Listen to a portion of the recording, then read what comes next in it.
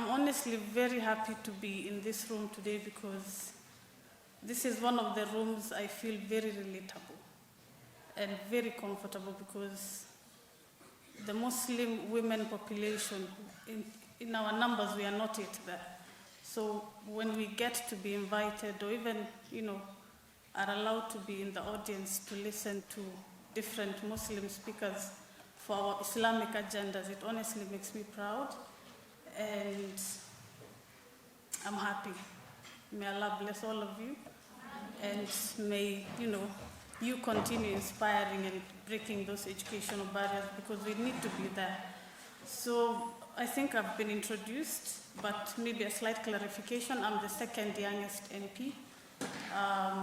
There's a 24-year-old in Parliament from Bomet. She's called Lynette Toto, my colleague in the House. I'm sure you've seen her.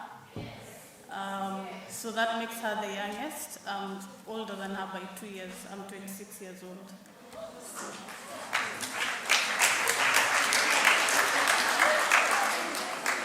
So I think, who is in the room? I can see so many school uniforms. I honestly prepared to speak to university students, but you're the future university students. So maybe I'll remove a few things from my... How many schools are here? One. That is, I think, State House. Okay, so you're closer to government. Nyindo serikali. And the rest are university students, yeah?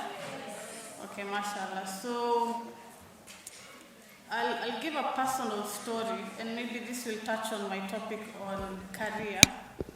I finished high school in the year 2014. Where were you in 2014? Why? Baby class or? Okay. So I finished high school in the year 2014, and I really struggled. I struggled with so many things and I think my school shaped me because we were not in a Muslim environment. We were not allowed to wear the hijab. And being in that space, actually, I thank God for it because it made me get closer to my religion. So after high school, I went into a chaotic period of time because I started campus in 2016. I finished in 2014. So you know how it goes when the family wants you to do this career. So kulikuwa na mvurutano.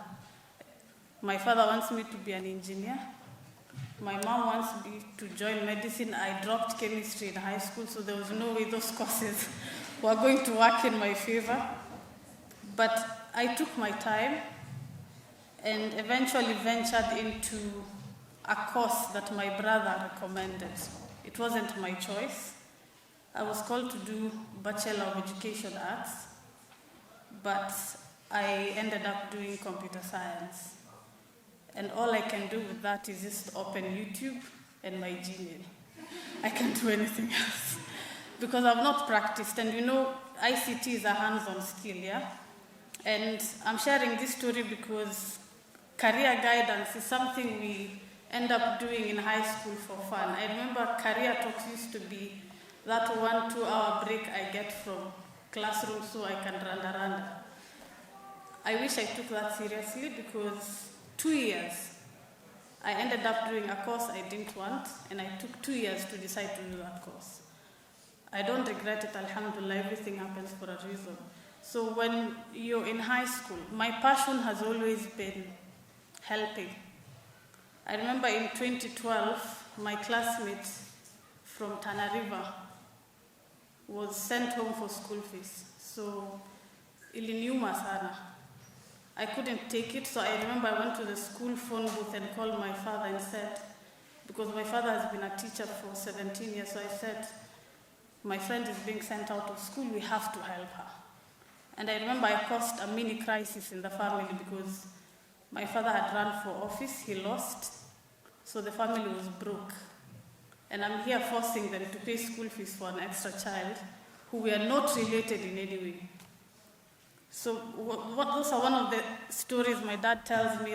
That's where your passion started. So my heart has always been helping, doing things here and there.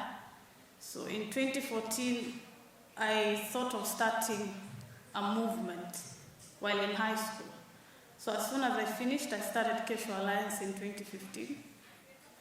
And we were working as young people, vijana wa home. I come from Garissa County, for those who don't know.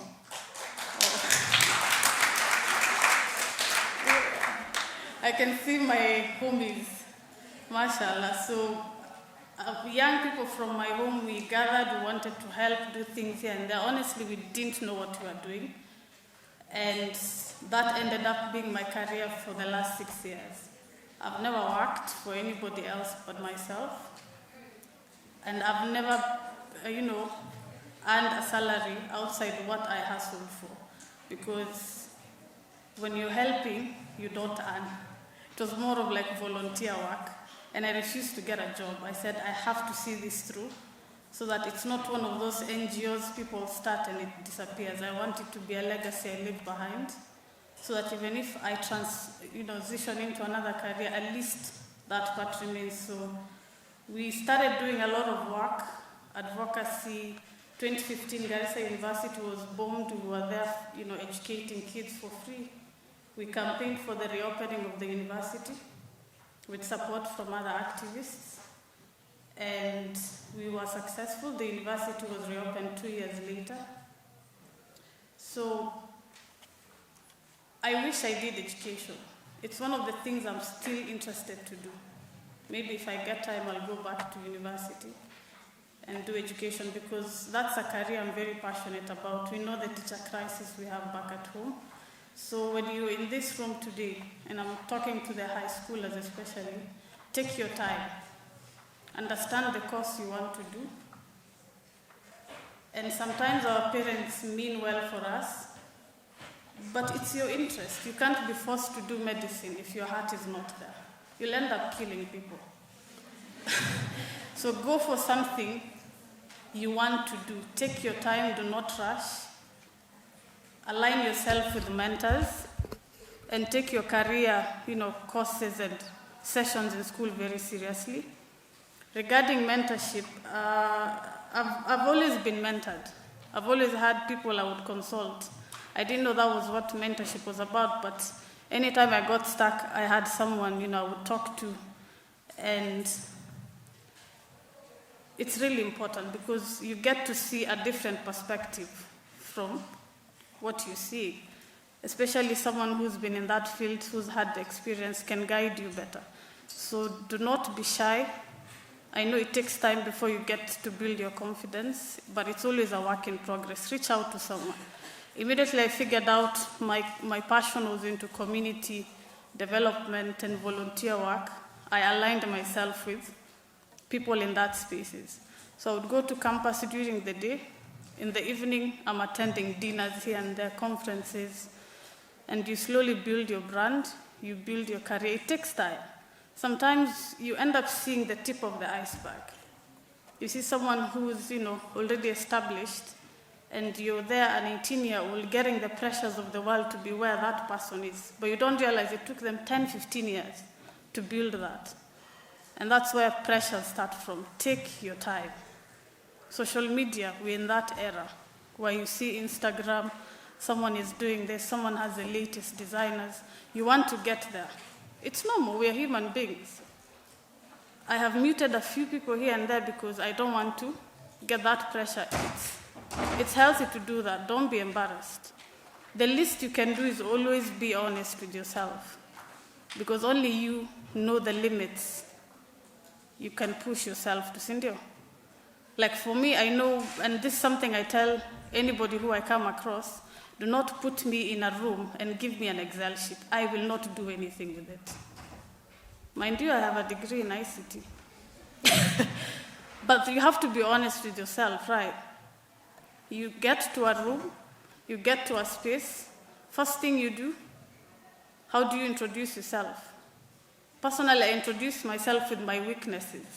I tell people where I'm not good at, so that if I alter or if I fault, You don't judge me, but you end up correcting me or giving me confidence. It works. There's a book I'll recommend. I don't know who. I think it's Malcolm Gladwell, Outliers. Read that book. It's one of the books I got my tips on how to go about, these career spaces and getting to be where you want to be. If you're called in a job interview, don't tell them I can do this, I can do that, I can work long hours, unsupervised. They'll give you those long hours, unsupervised, and they'll want you to deliver. But in the book, he tells you to start with your weaknesses. Tell them, I can't do this, but if you give me A, B, and C, if you build my capacity here and there, I'll be able to deliver. That's more honest, right? So at least then, when you put in that task, you're able to deliver without raising so many expectations. It's healthy to do that. So you end up not burning yourself out as well. So always do that, have mentors, and start thinking of your career as early as now. I was able to successfully run my NGO because I never give up. And those who are in community development know how hard it is to fundraise. You're very passionate about something, but the people with money do not see why they should fund that initiative. You're telling them, look, we have a crisis. We need to send these girls to school, like I would always tell them. Give me at least 200, 300,000 scholarships so that we can pay school fees for. Nobody would see it from your point. But will you go back home and give up? I could do that. And I've had my few episodes of, giving up. I remember one time I just went to my mom and said, you know what, I'm done. I don't want to help people anymore. I don't care, let me just stay home. But the next morning, I was the first person to receive a case from home that a girl had dropped out of school and I was back to the routine. This thing called passion, you can't shut it. Once you're passionate about something, your heart will always lead you back to that space. So train your heart to take disappointments. Before you reach where you want to be, you'll have failed many times. So do not be pressured. If you see someone high-flying with their careers, do not be pressured. Because they took their time to be there. Sindio? You can't jump straight from campus to be on the same space with someone who's been practicing for the last 10 years. As I had my colleague here who's a fifth-year student. You might take time before you get absorbed in one of the leading hospitals.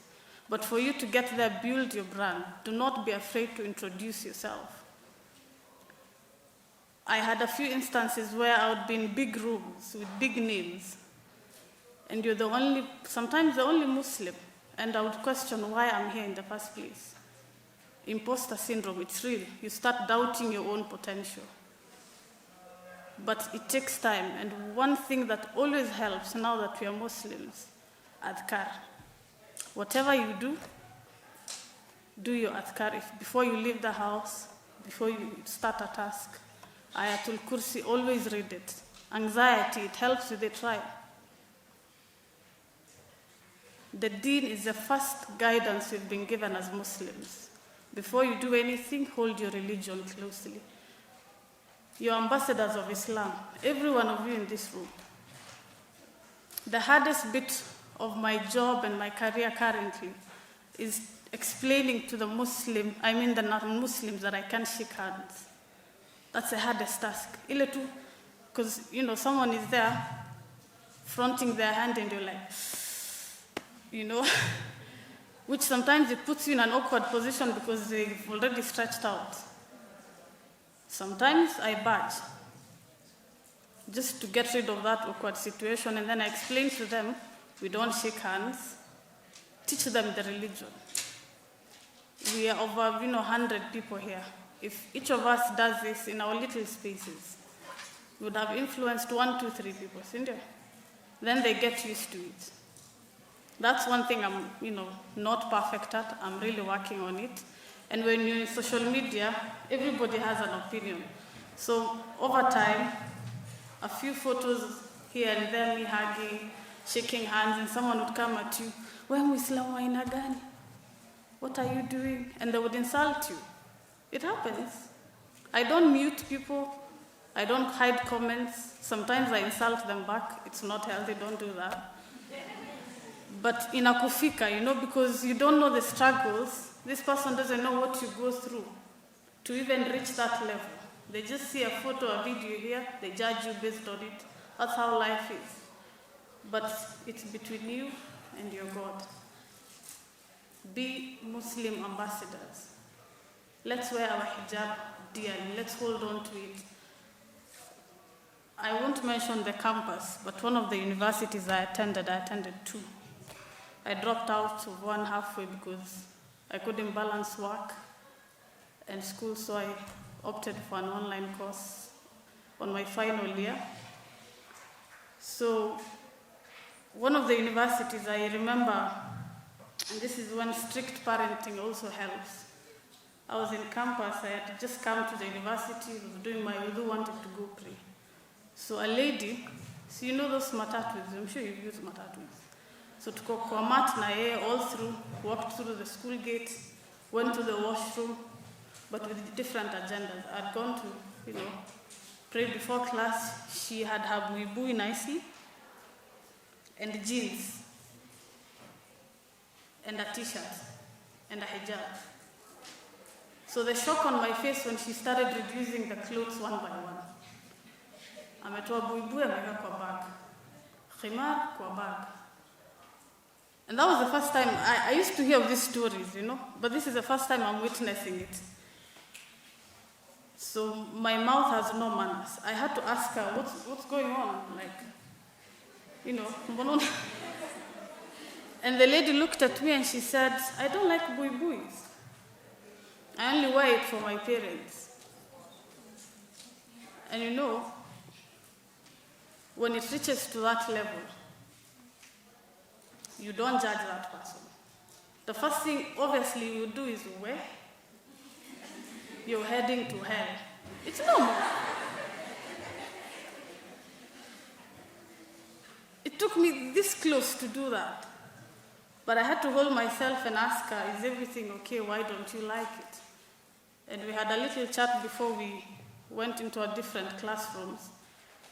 And she said, her parents, one was a revert.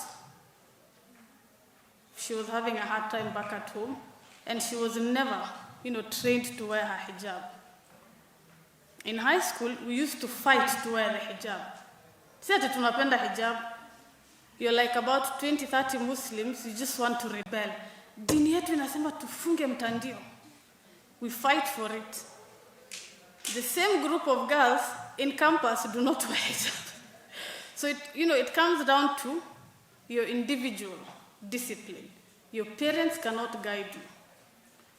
After you leave here, will your parents know where you're going? And this is something I told my mom. She's a strict woman, may Allah bless her. And I tell her, Mom, she's never gone to school, so nakorogewa Kisomali ile mbaya. And I'll tell her, oh, listen, you don't know where I go to after school.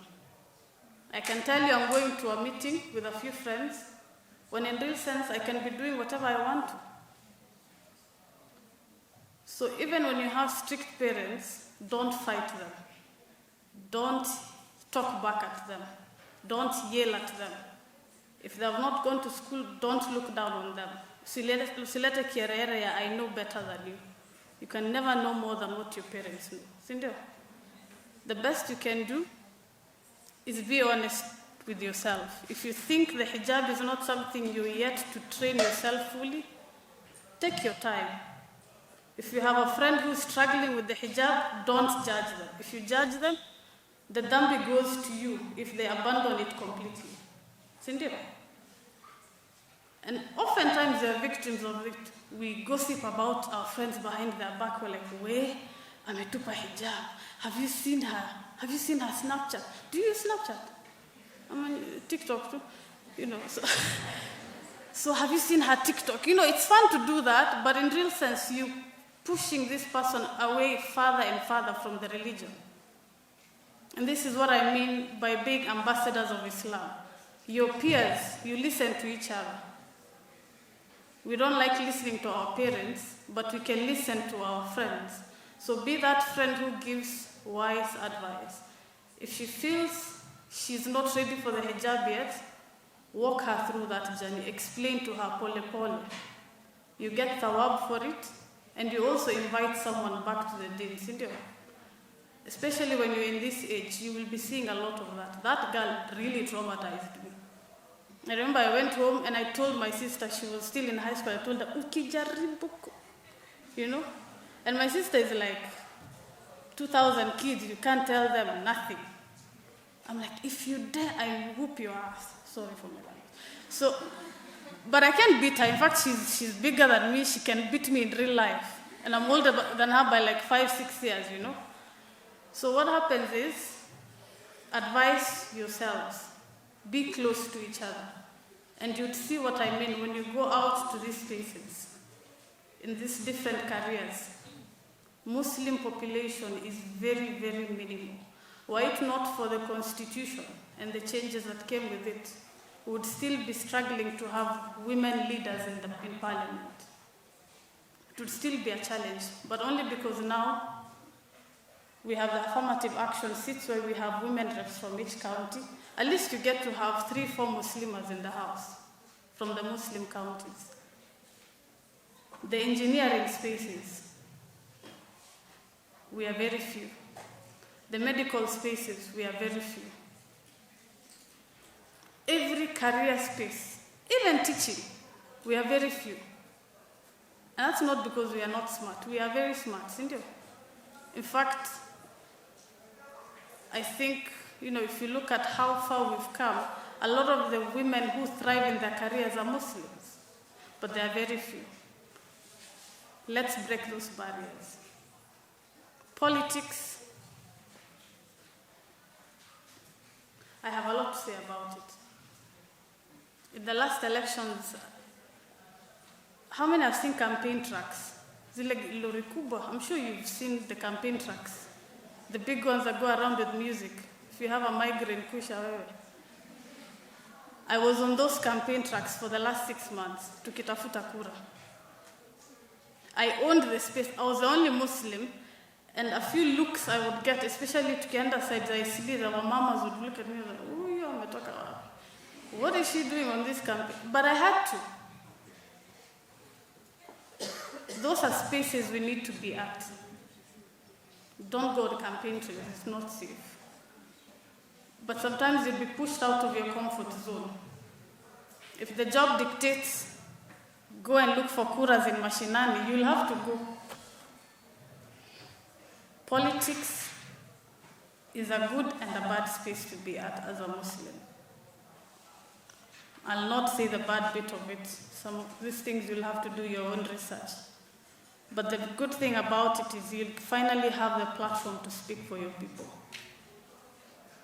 There are things that are very unique to us Muslims that nobody else will understand. Even if you explain, even when we are talking of women leadership, there's a specific area of women Muslim leadership. You're judged because you're not married. If you reach a certain age, you get pressures from the family, where is a man? Your whole life you are told, avoid men. When you reach 23, unaulizwa bwana ako wako. Where do you get a husband from? You've avoided them your whole life successfully. In fact, I was one of the few people who used to avoid Muslim rallies because my mom said boys are bad. But my colleagues got married to their, boyfriends from. So you see, as a Muslim, when you carry yourself outside, people see a hijab, they expect decorum. So that's true. Mtu akiona mafunga mtandio, instantly they want to see how you carry yourself. Literally, you're a billboard for the religion. Unatembea nje, oh, wewe ni Muislamu. If a phone gets lost in a room, by the time they realize it's you who stole it, it will take time. Because nobody expects you to steal, isn't it? So we're doing a good job at branding the deal. But one thing, I'll tell you, education, very important. Careers, very important. But when you're 50, what matters? Because we'll be 50 someday. What matters the most when you're 50? Your family, isn't it? I come from a family of 13. Alhamdulillah, I'm a second born.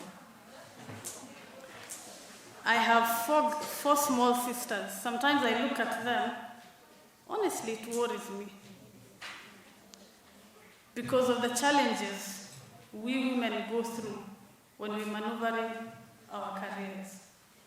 I have stories I don't like sharing, but when you're dealing with a man, do not suspend your brains.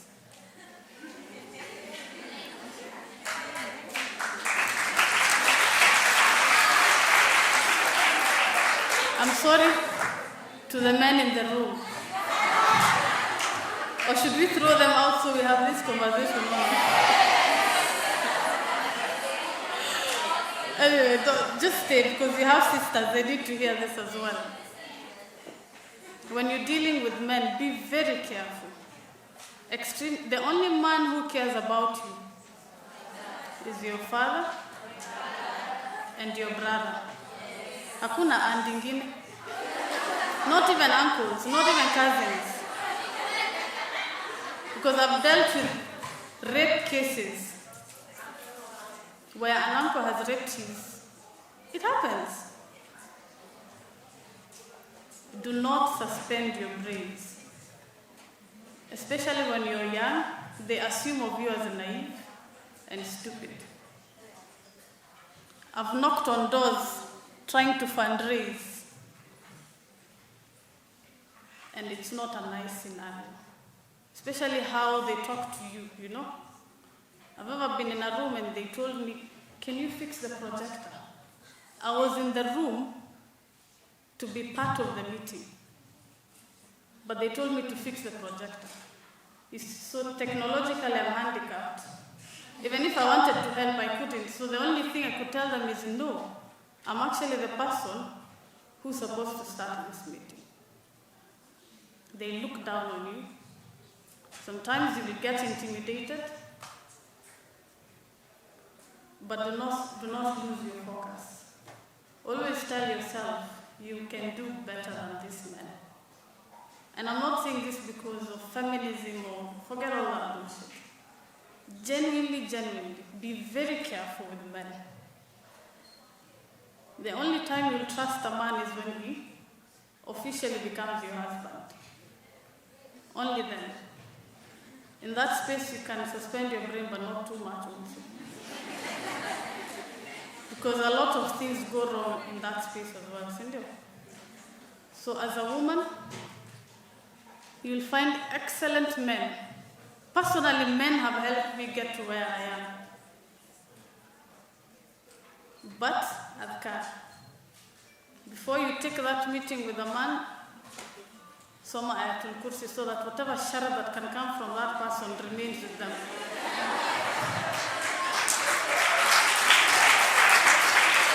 I'll be honest, because I'm assuming this is a safe space. Ask for protection all the time. If you can even have your wudu before you leave, do it. I've had one situation where it still scares me to date.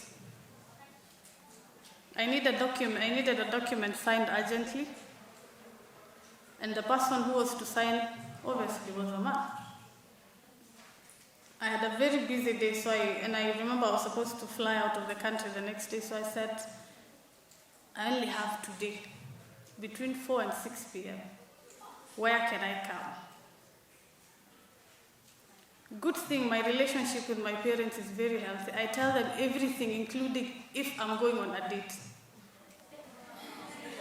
It's a very healthy relationship. And that's something we'll get to. So I told my mom, I'm going for a meeting with this guy. He's helping me sign this document. Just know. And generally, my mom calls me 5-6 times. Even now, if I check my phone, she'll have probably called. So I went for this meeting. And I remember he gave me the address. And this is what I mean by do not suspend your brains. He gave me the address, I went with the driver, dropped off, but somehow I expected an office building. It was an apartment building.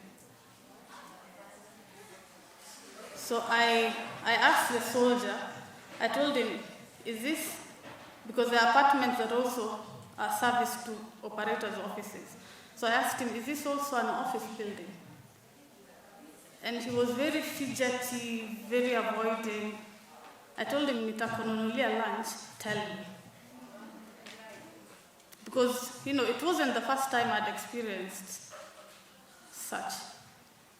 So he told me, madam, nikikwambia ukweli ni manyumba.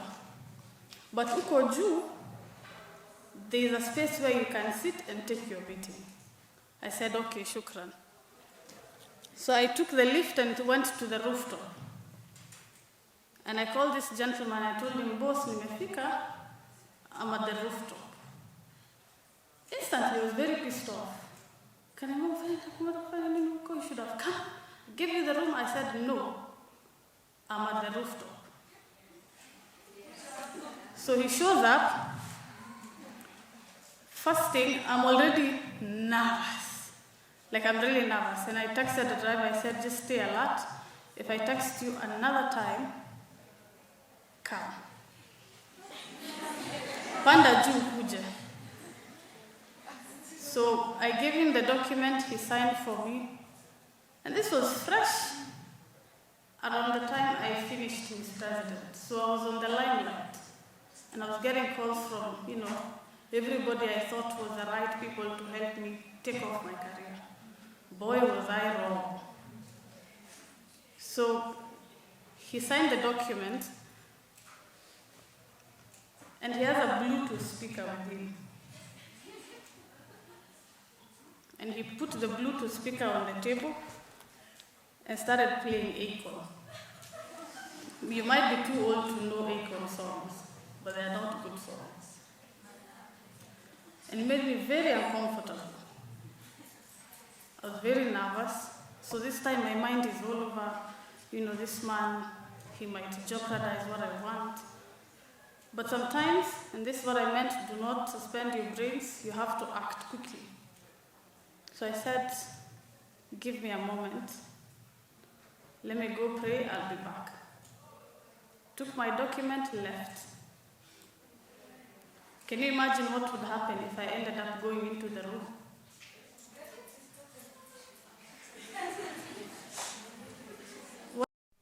Or you can protect yourself and be very smart. Be open with your parents. Alhamdulillah, I got married a few months ago. But even when I was, meeting my current husband, my parents knew him. I have never hidden that part from them. Because your parents always wish you the best.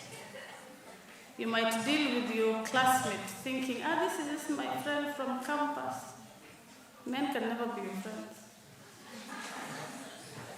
They can never, that's true. Even if they mean well, there's a reason why the religion forbids that. Anything the deen forbids, there's hikmah behind it.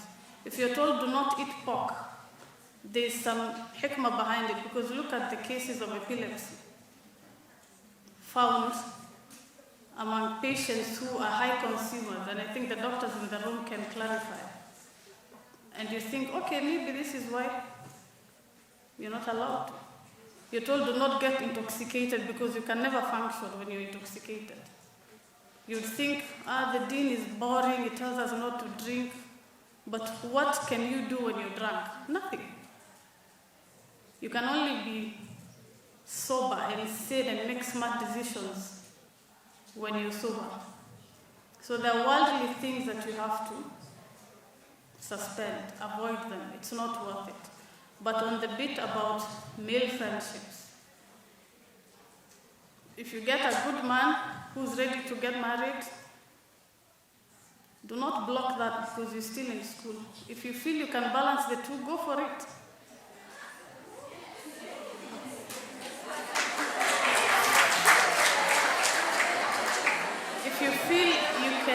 married, maintain your family, you get an extra support system. My biggest strength during the campaign is my husband. My biggest strength. Sometimes I would get home after being on the campaign trail for 2 days. All I want is to just cry. You have someone there to support you. The choice of marriage, do not just jump into it again. If you think you're not yet at the mental capacity to handle a marriage, you can do school and go into marriage, fine. Do not be pressured to get married. And I'll say this because I know a lot of young girls who get married for the party. Sherehe ikiisha, you get your ticket back home. It happens. You get married for the party, for the glam, maybe to impress a few people. But when it comes to running the home, marriage is a different thing. It's the day itself. You wear your clothes, nice things, henna, that is it. After that, you now start the journey of being married, staying in that marriage. It's the hardest because you're two different people, different personalities, coming together to build a family. You will clash. You have to be patient. If you make the wrong choice, if you rush to marriage, if you marry because of what this person has, not how you connect, it will affect you. A lot of young girls get married for the sake of it. A lot of people rush to it not knowing, So you're still very young. If you think you can do both, I'll not talk about arranged marriage because I have not had an arranged marriage. So I'll not tell you to do something I've not done. But if you think, because we have good arranged marriages that are very successful, isn't it? Some of us, even our parents, are from arranged marriages. At the end of the day, my emphasis, it all boils down to you. If there's nobody holding you at gunpoint to get married, and deep down you feel this is not for you, don't do it. This is where mentorship comes in. Have a female Muslim mentor, preferably someone who's had the experience, not me. Because all I can tell you about marriage is the 6 months I've been married. I'm not the best to give the advice. But have that Muslim woman who will guide you. I've had them. A few of them know I've been to their offices, crying about different things. Fatuma Saman being one of them, may Allah bless her. She has seen me cry in her office. And she's given me sane advices about different things at different times. It's good to be vulnerable, Cindy. Nobody's a hardcore. If you do not trust anybody, some people trust therapists, I don't. Some people will trust mentors, I do. Some people will trust their own friends, I don't. But it's your choice. Whatever makes you comfortable and think at the end of it you'll be able to make that decision, do it. Have mentors, have a support system. Because you break down. You break down. Life beats you so bad, you just wonder, where do I start from? And that is the most vulnerable period because drug abuse, it's real. We have young girls like you in rehabs. I've visited rehabs, I've seen them. The company you keep, very important. Do not bottle emotions. If you can talk it out, do it. If you can get friendship circles that are healthy, do it. I always, hang out with people who are on the same wavelength. People who are all about careers, building themselves, building their families. They're there, find them. Because at the end of the day, like I said, when you're 50, nobody will care whether you run the biggest company. Nobody will care if you had the most money. When all that closes, when the doors on your career is shut, who will remain? It's your family. Invest in them. Some of you will go ahead and be the biggest, most influential women you've ever come across, biggest inventors. It's a digital era. You might create big solutions that will give a breakthrough to the problems we have. Even with all those high-flying careers, stay humble. Kiburi ikikuingia. The minute you feel like you're better than someone, khalas. Because you never know who you will need. Set your boundaries, but stay humble. In another 5 years, this job of mine will end, something else will open up. If I run for office, fine. But at the end of the day, there's a part of my life where I plan to be a homestay wife. All I want to do is iron his shirts and trousers. It's a choice. Because that's what family is about. Women, by nature, we are nurturers. We are nurturers. I leave the office, first thing I do, I go say hi to my siblings. Our last born is 3 years old. I sit down to listen to his stories. Everything he did during the day. As of last week, I was held hostage because he needed a Hulk costume. I don't even know who Hulk was until he talked about it. Such things matter. So that when my brother grows up, he'll have good memories of the Hulk costume his sister got him at some point. Those are things that matter. Spend time with your siblings. If you have an older sister, you're very lucky. I had to maneuver through a lot of things and end up sharing so many unnecessary things with my mother. Lucky for you, if you have a sister, an older sister, very helpful. So keep your families close. Give a balance. Even if you have a high-flying career, think of family. If you have a family and you want to build your career, balance it. For me, I do both. And I have to sit down and explain to my husband. In fact, I remember the day I got sworn in, we had a very long conversation, and I told him, it's not going to be easy. I'll not be home a lot, but trust me to balance it. Because he's a human being, isn't he? And these are women, when what they talk about in political circles, if you do not have that partner who understands where you come from, it will be very difficult. So sometimes, itabidi you come from your high horse, sit down with him and tell him, I will not be home at this time. I'll not be home often as much as you want to. I might not be able to do ABCD. If you think you can help, so I'll appreciate. See, you talk. You have to have a conversation. Otherwise, if he sees me coming home 8 p.m. for 5 days consecutive, day 6 he will find me at the door, and it will be war. And it will continue like that. The home might get toxic, you might want to leave, isn't it? So you're in school because your parents want you to be in school. They send you to campuses, pay school fees. It's not cheap. They expect you to work. How many of you are expected to work after you finish campus?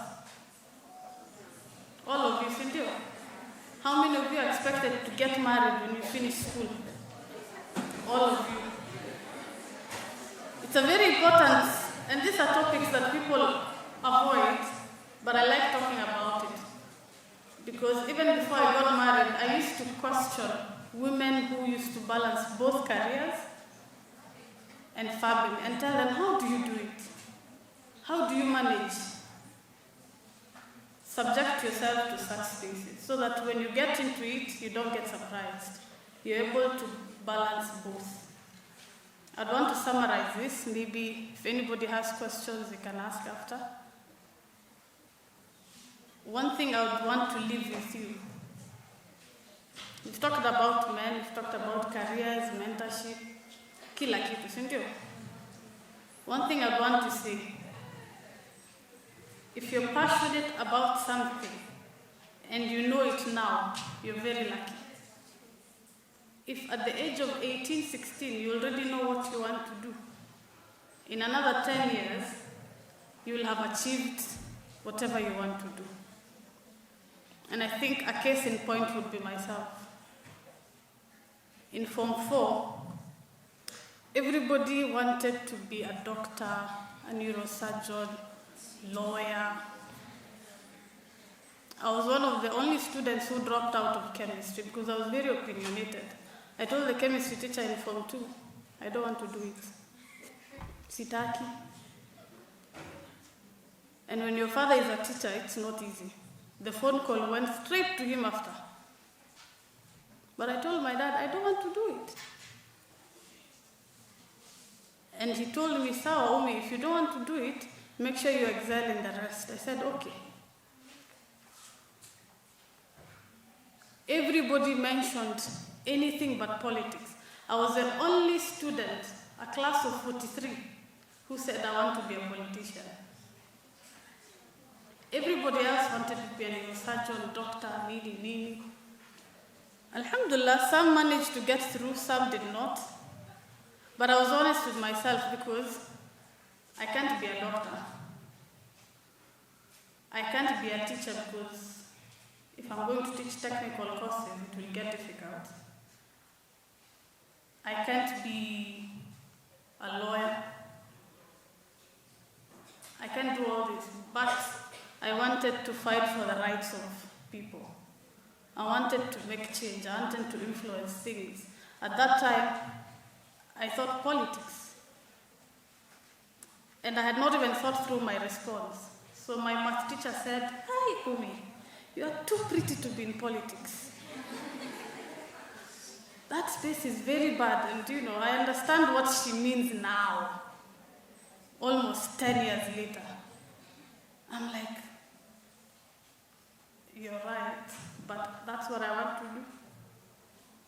So I started building my career towards that, even when I was helping the community.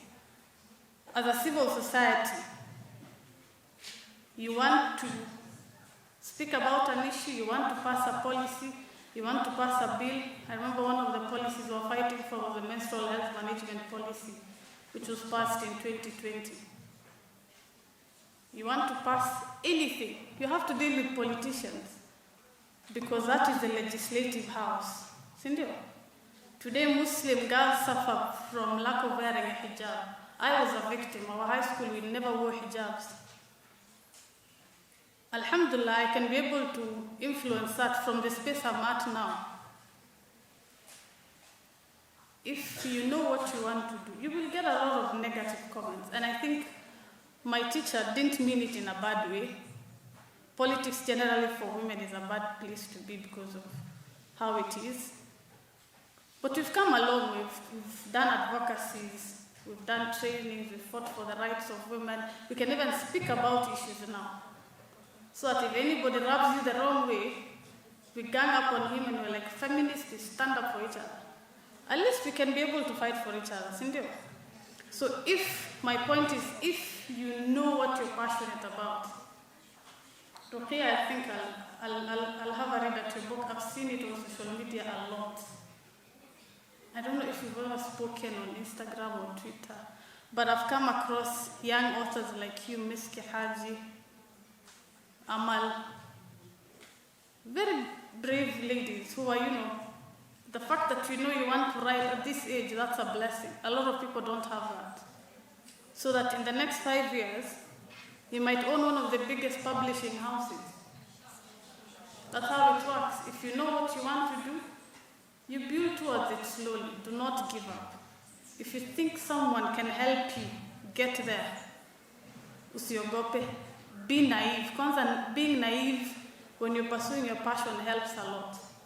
A lot of things I did when I was 20, 21, I'm like, hey, see, I had guts. The messages I would send people, I would make it so important that it also concerns them, but they don't care, it doesn't.